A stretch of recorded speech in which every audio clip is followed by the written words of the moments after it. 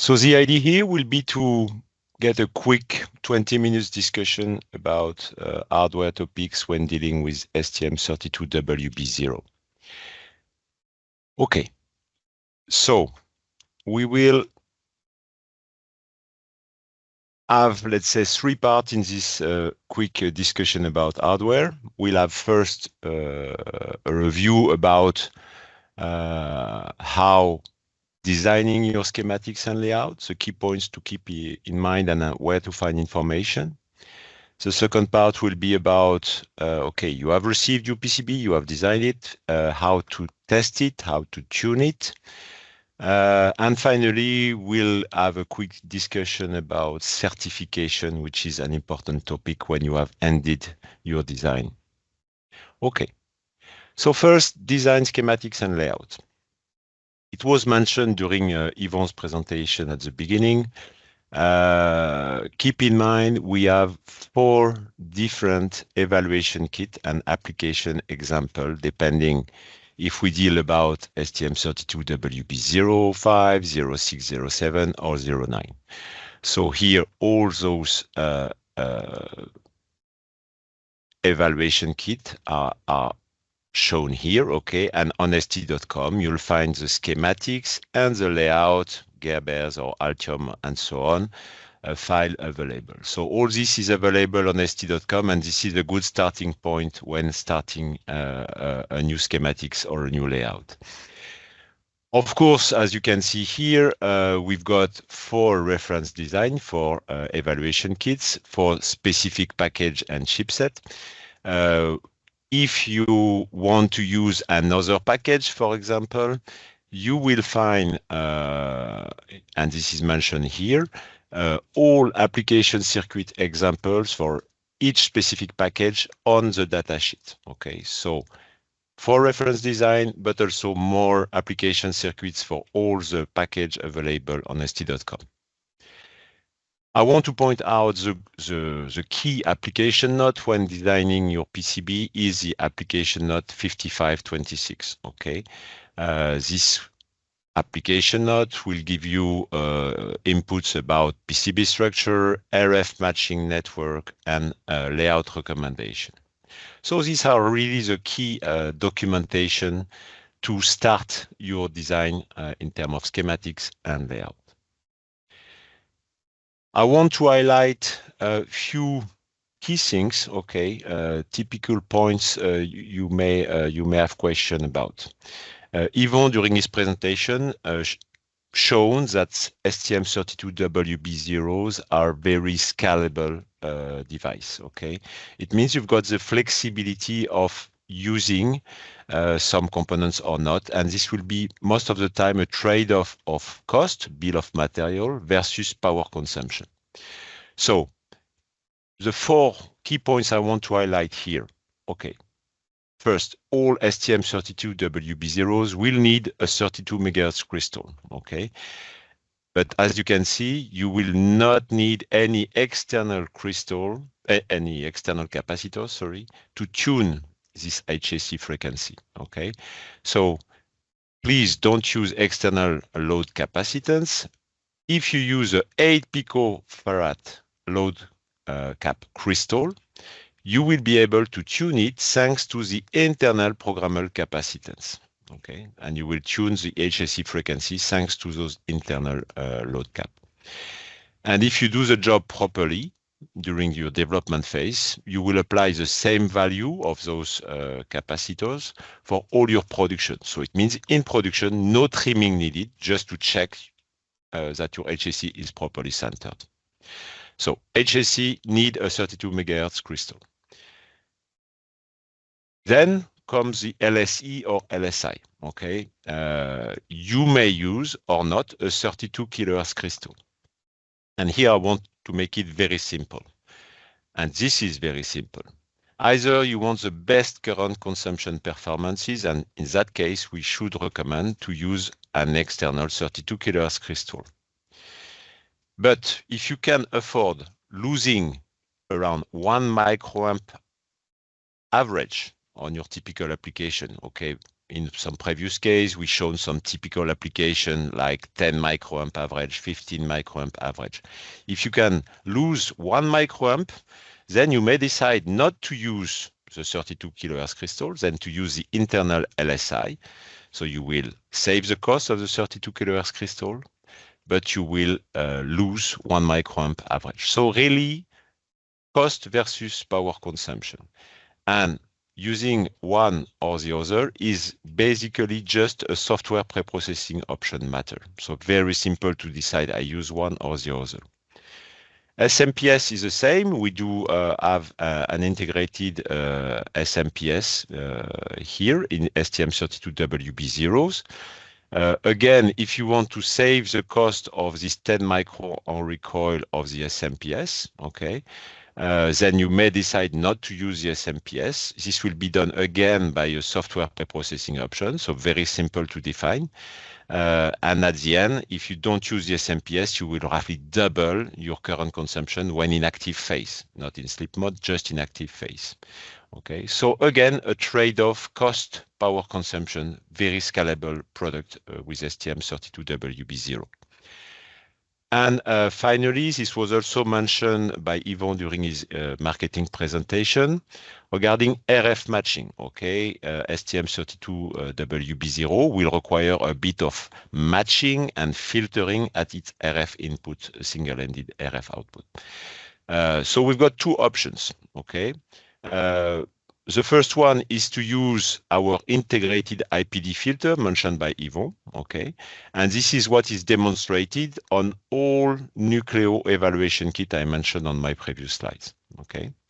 This is a kind of plug and play solution. But you may also decide to use a full discrete solution, and this full discrete solution is mentioned and explained and demonstrated in the application note 5526 I mentioned. Okay, so two options in terms of RF matching and filter. So these are the key things to keep in mind when designing your hardware schematics and layout. Okay, let's imagine you have done your PCB, you have done your schematics, your layout, and you have received now your PCB. Here, I want to highlight the key application note you should look at. Okay, the key application note is the application note 5503.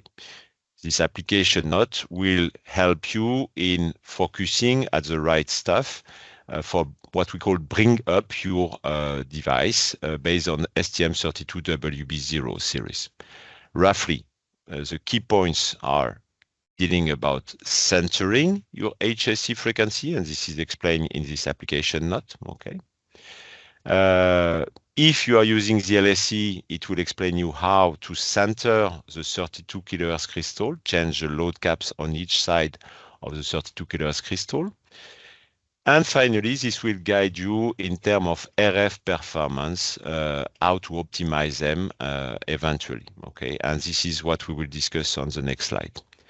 I want to point out again, and this was mentioned at the beginning of the presentation, that we as ST do provide a service, okay, in our different labs in Prague or in France to help you in reviewing your layout, reviewing your schematics. So don't hesitate to share with us and we will help you to review. And as well, if you want, you can send us your PCB when available so that we will perform what we call the bring up, means we can check all those aspects I mentioned, HSC centering, LSC centering, but as well check the RF performances, check the spurious emission, for example, optimize if we can, and we can also help you in antenna matching. So we are here as an application team to help you in properly design your device and properly bring it up, okay? So it's now time also to mention about certification, I would say, or testing. What is the environment we do provide? What is the ecosystem we do provide to do this? So, of course, STM32WB0 is compliant in regards of regional, CE, FCC, and so on. and Bluetooth low energy requirement. And we do provide documentation, firmware, and tools to do this. We've got a dedicated wiki page. I'll come back to this at the end about certification. And what we will use in the coming demo is to use a very nice tool we do provide called STM32WB0 okay? And we will see it right after, in combination with a dedicated firmware example we do provide in source code called the transparent mode firmware. So it's time for the demo. What will it be about? It will be about flashing our STM32WB0 with this Nucleo kit, with a dedicated firmware, I mentioned, the transparent mode firmware, okay? And with this setup, we will be able to control our STM32WB0 with this PC tool called STM32WB0 okay? So let's move to the demo. Okay.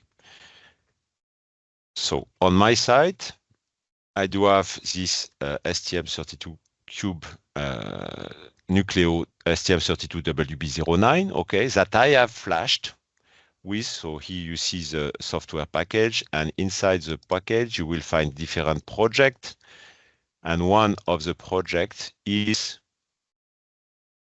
the BLE transparent mode. Okay, this is the one I have flashed in my Nucleo WB09.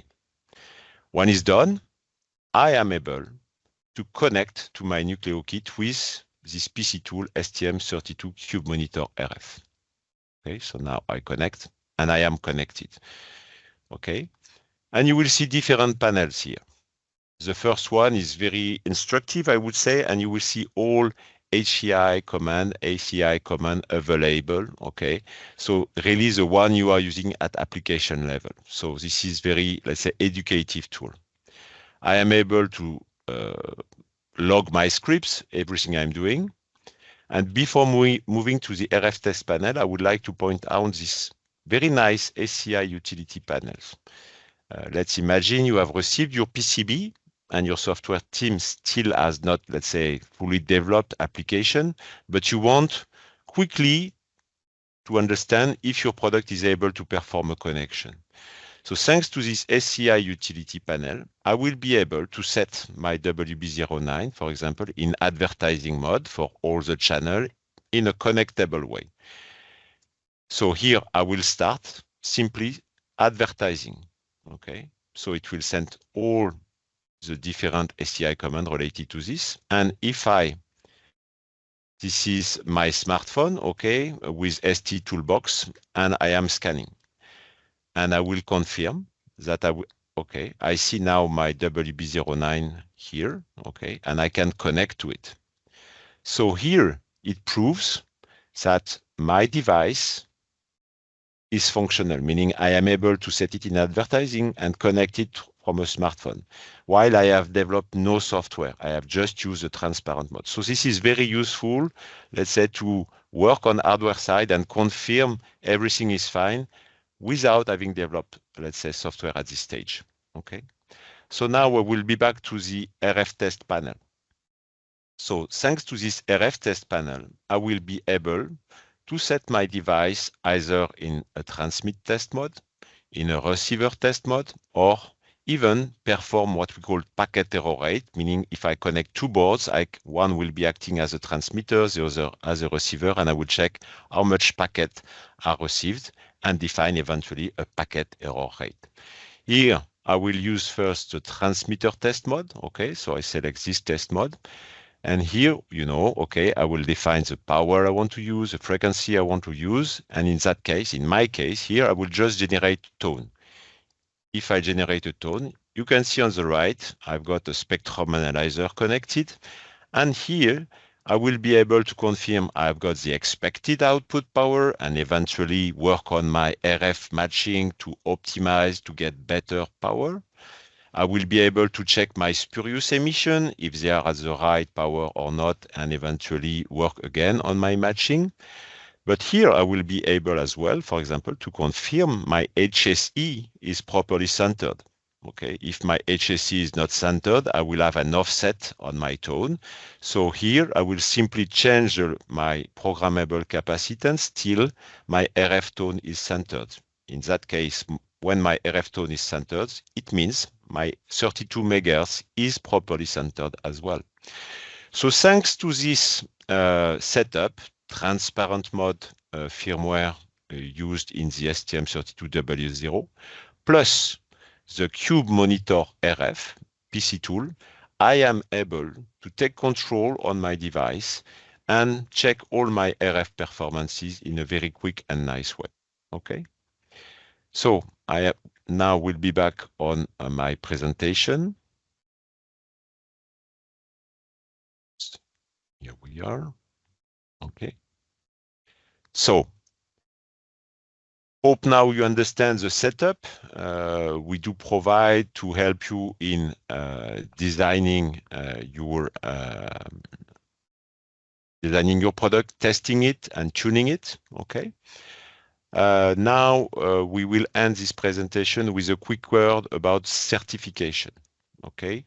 So STM32WB0 is certified at Bluetooth SIG Alliance, and it gets some what is called QDID, some identification number, okay, proving that it is certified and capable of being certified.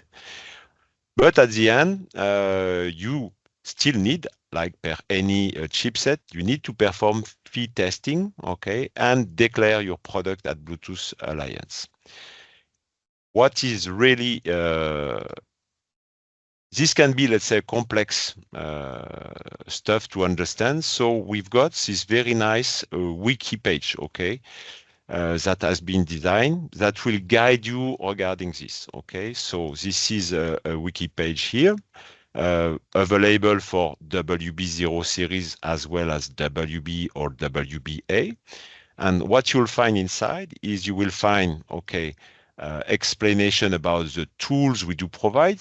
This is what I mentioned, the transparent mode firmware and the Cube Monitor RFPC tool.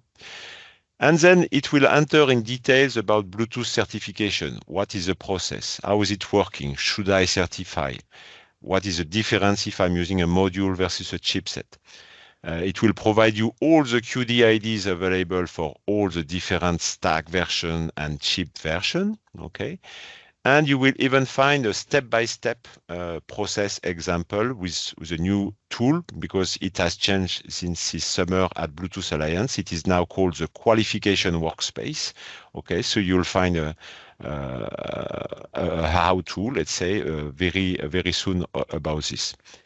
And at the end, you will even find some details about what we call the regional certification, CE, FCC, and so on, with some very useful information. So I strongly encourage you to have a look at this wiki page that will provide a lot of information in helping you for this certification task.